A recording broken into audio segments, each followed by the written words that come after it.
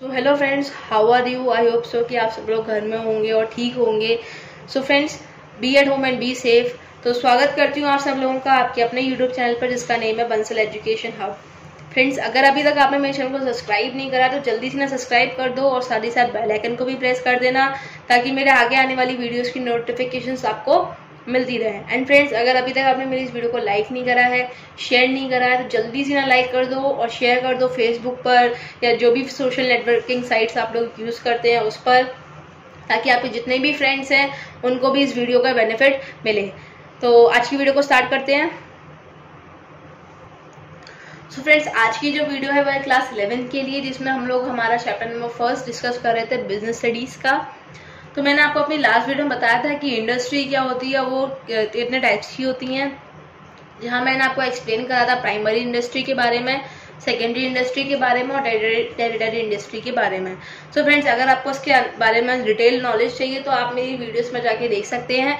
आप सर्च करिए मेरे चैनल को और वहां आपको सारी की सारी वीडियोस अवेलेबल हो जाएंगी। सो फ्रेंड्स, आज के टॉपिक को हम स्टार्ट करते हैं, दैट इज कॉमर्स। तो फ्रेंड्स, जो कॉमर्स है वो है क्लासिफिकेशन ऑफ बिजनेस एक्टिविटीज का एक क्लासिफिकेशन है, जो हमने डिस्कस करा था कि बिजनेस एक्टिविटीज दो टाइप्स में क्लासिफाई करी जाती हैं। पहले ही क्लासिफिकेशन थी हमारी इंडस्ट्री, जो हम पहले ही डिस्कस कर चुके हैं, और आज हम बात करते हैं हमारी दूसरी क्लासिफिकेशन के बारे में जो कि है कॉमर्स। तो फ्रेंड्स देखिए, कॉमर्स क्या होता है। Commerce refers to all those activities which helps directly or indirectly in distribution of goods to the ultimate consumer। यानी कि वो सारी एक्टिविटीज जो डायरेक्टली और इनडायरेक्टली हेल्प करती हैं किसमें, डिस्ट्रीब्यूशन ऑफ गुड्स, गुड्स को डिस्ट्रीब्यूट करने में। कि अब किसको डिस्ट्रीब्यूट कर रहे हैं हम, अल्टीमेट कंज्यूमर को। फ्रेंड्स, मैं आपको पहले ही बता चुकी हूँ कंज्यूमर और कस्टमर में डिफरेंस क्या होता है। कंज्यूमर वो होता है जो अल्टीमेटली चीजों को यूज करता है, अपने यूज के लिए खरीदता है, एंड जो कस्टमर होता है वो अपने यूज के लिए नहीं खरीदता, वो आगे और फॉर सेल पर्पस भी खरीद सकता है या किसी पर्पस के लिए खरीद सकता है। लेकिन बेसिकली आप याद रखिए, जो कंज्यूमर होता है वो सेल्फ कंजम्पशन के लिए प्रोडक्ट्स को यूज करता है, परचेज करता है। ठीक है, that is it what consumer is. ठीक, यानी कि डिस्ट्रीब्यूट करना है गुड्स और सर्विसेज को, किसको, टू अल्टीमेट कंज्यूमर को। ठीक है, अब इसके कुछ फंक्शंस हैं, हम वो देखेंगे। तो देखिए, commerce help in removing the hindrance of person. Hindrance का मतलब यहाँ पर क्या है, यहाँ हिंड्रेंस का मतलब फ्रेंड्स क्या है, बाधा, यानी कि रुकावट। ऑब्स्ट्रैकल, हिंड्रेंस का मतलब ऑब्स्ट्रैकल। ठीक है, आप उससे ले सकते हैं, यानी कि रुकावट किसी भी काम में। देखो, पर्सन की हिंड्रेंस ऑफ पर्सन को कैसे रिमूव करती है कॉमर्स। तो देखिए बहुत सारे गुड्स प्रोड्यूस किए जाते हैं।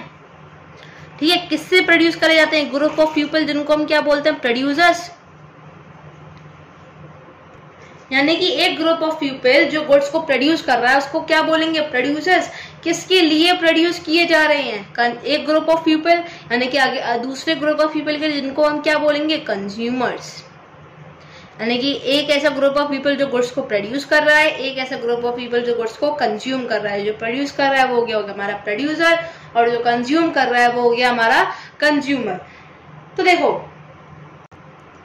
अब देखो, ये तो है नहीं कि ये जो प्रोड्यूसर्स हैं वो कंज्यूमर को जानते हैं, डायरेक्ट जाके प्रोड्यूसर्स जो हैं कंज्यूमर को अपना सामान बेच के आ जाते हैं। तो ऐसा तो नहीं करते, ऐसा तो होता ही नहीं, इनके बीच में कोई लिंक ही नहीं होता।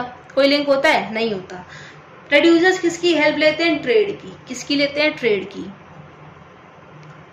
जो कि कंज्यूमर्स तक गुड्स को पहुंचा दे, यानी कि ट्रेडर्स। प्रोड्यूसर्स हेल्प किसकी लेते हैं, ट्रेडर्स की, जो किसको पहुंचा रही है, गुड्स को कंज्यूमर तक पहुंचा रही है। यानी कि यहाँ पे कुछ सेगमेंट की बात हो रही है, ट्रेड सेगमेंट। तो आप याद रखिए, जहां पर्सन्स की बात हो जाए वहां किसकी बात हो रही है, ट्रेड सेगमेंट की।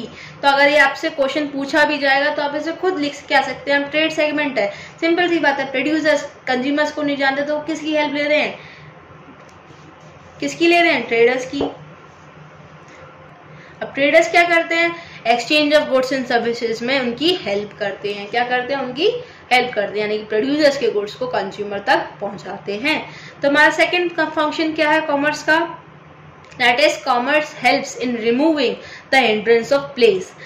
अब प्लेस की बात करी है तो देखो, गुड्स एक जगह बन रहे हैं, जैसे ये ब्लॉक ए है, ये ब्लॉक बी है, बहुत सारा डिस्टेंस है इसके अंदर, तो गुड्स कहाँ बनना है, ब्लॉक ए में। जाने का है ब्लॉक बी में।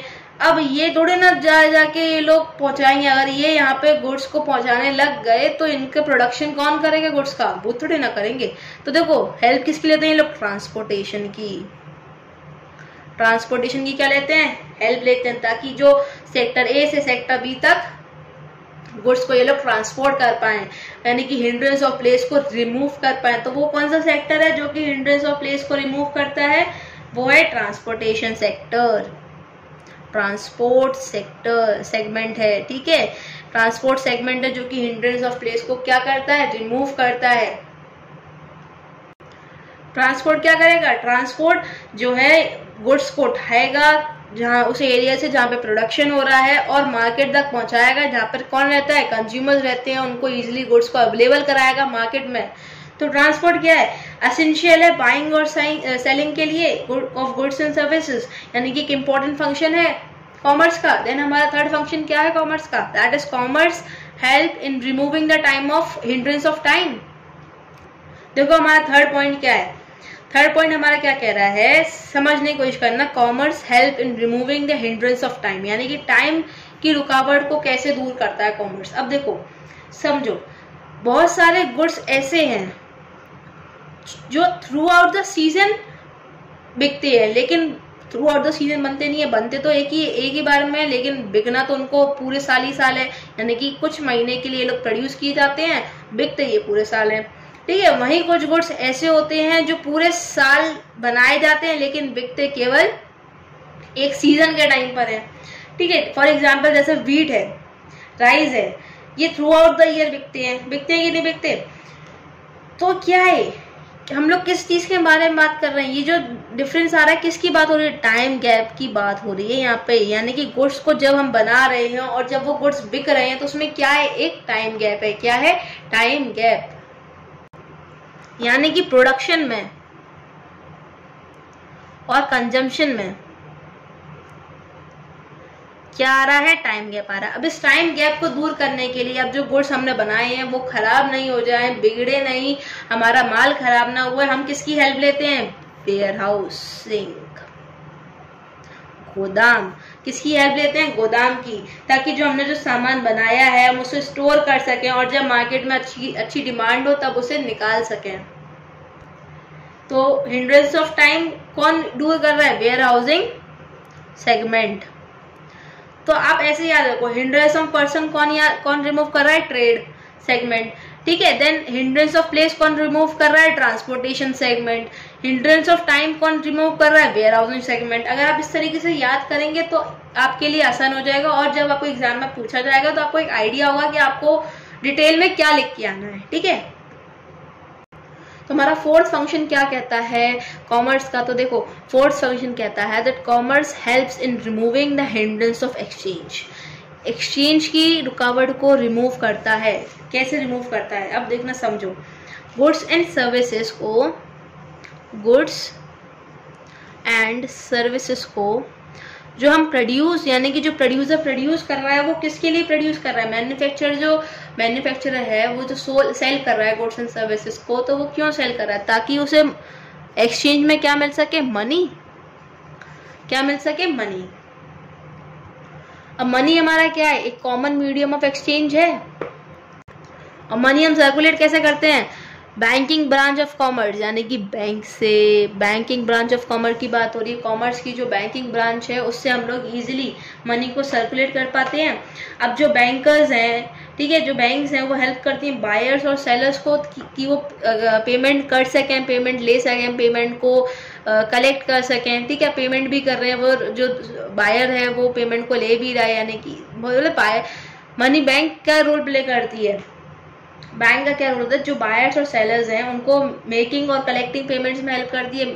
पेमेंट कर भी रहे हैं, पेमेंट ले भी रहे हैं, तो वो क्या है? हमारी बैंक की वजह से हो रहा है। अब काफी सारे बिजनेसमैन क्या करते हैं? एक जगह से दूसरी जगह तक पैसा किस में भेजते हैं? बैंक ड्राफ्ट के थ्रू, चेक के थ्रू, ठीक है। अब बैंक्स और भी कामों में हेल्प करती हैं। बैंक्स जो हैं बिजनेसमैन को फाइनेंशियली स्ट्रांग बनाती है कि वो उनको क्रेडिट की फैसिलिटी प्रोवाइड करती है, लोन की फैसिलिटी प्रोवाइड करती है, एक्सटर्नल ट्रेड में भी हेल्प करती हैं, लेटर ऑफ क्रेडिट और फॉरेन करेंसी एक्सचेंज में भी हेल्प करती है। तो क्या है, जहां बात आ गई हमारी हिंड्रेंस ऑफ एक्सचेंज की, वहां याद रखो banking segment of commerce, banking segment of commerce remove, क्या रिमूव कर रहा है हिंड्रेंस ऑफ एक्सचेंज को, बैंकिंग सेक्टर।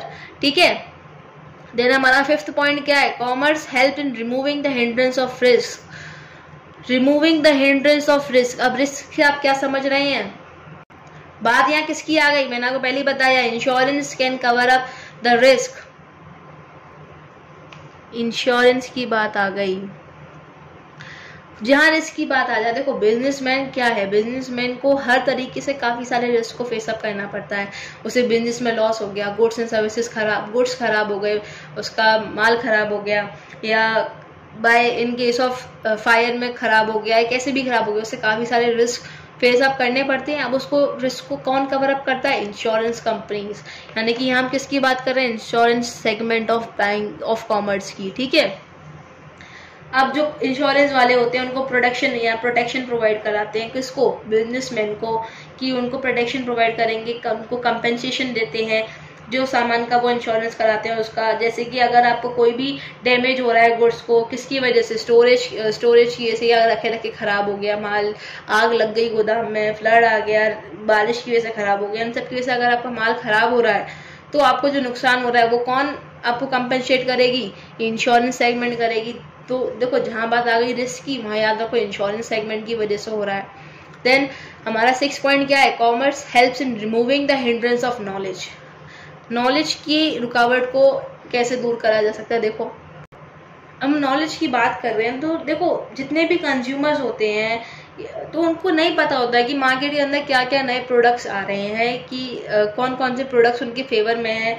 ठीक है, और जो मैन्युफैक्चरर है वो क्या क्या नए प्रोडक्ट्स बना रहा है वो उसके बारे में नहीं जानते, क्योंकि अब डायरेक्ट मैन्युफैक्चरर तो आके कंज्यूमर को बताएगा नहीं कि आओ मेरा इस प्रोडक्ट को खरीदो, ये प्रोडक्ट मैंने नया बनाया, तो डायरेक्ट तो वो बोलने नहीं आता।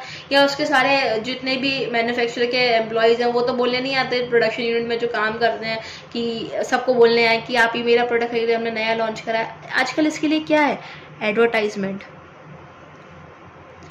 एडवर्टाइजमेंट है कि नहीं है। कोई भी नया प्रोडक्ट कोई भी कंपनी लॉन्च करती है सबसे पहले क्या करती है, उसकी एडवर्टाइजमेंट करती है कि ये हमने नया प्रोडक्ट लॉन्च करा है, आप आके इस प्रोडक्ट को खरीद सकते हैं।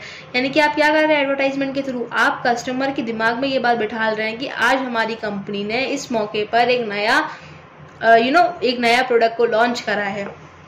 अब कैडबरी है, कैडबरी अलग अलग प्रोडक्ट्स को लॉन्च करती है, सबसे पहले क्या करेगी, एडवर्टाइज ही तो करेगी, तभी तो उसके जो कंज्यूमर्स हैं, उसके जो कंज्यूमर्स हैं उन्हें पता चलेगा कि कैडबरी ने क्या क्या प्रोडक्ट्स नए लॉन्च करे हैं। ठीक है, या कोई भी कंपनी होती है, मोबाइल्स हैं, मोबाइल्स की देखो आजकल तो सबसे सारे एड्स मोबाइल के ही आते हैं, ओप्पो वीवो हैं, इन सब के एड्स आते हैं।